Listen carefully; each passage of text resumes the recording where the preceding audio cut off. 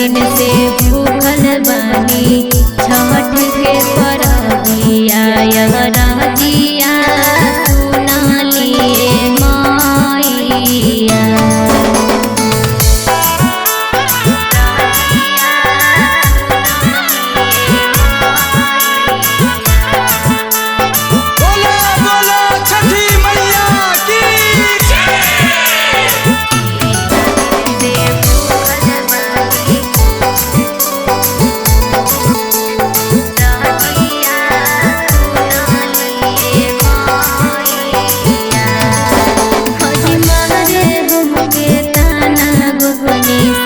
ससुर सब घर में जी सास ससुर सब घर में एक ही गो बालकवा दे हमरो आचर में जी हमरो आचर में मारे हमके ताना गोतनी सास ससुर सब घर में जी सास ससुर सब घर में कहे गो बालकवा दे हमरो आचर में जी हमरो आचर में।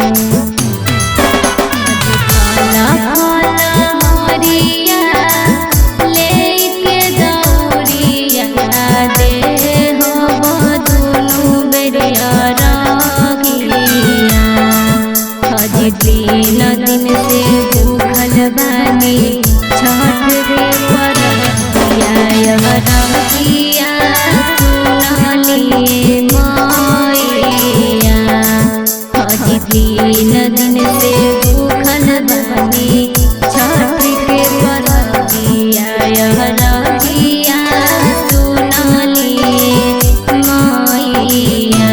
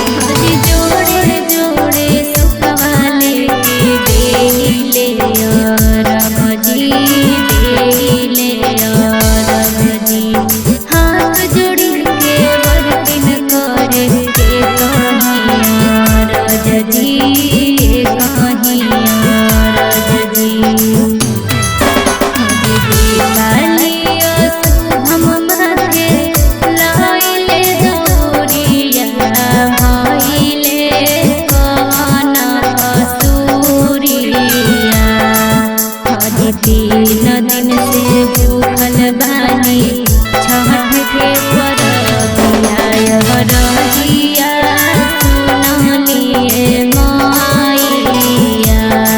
हजी 3 दिन से भूखल बानी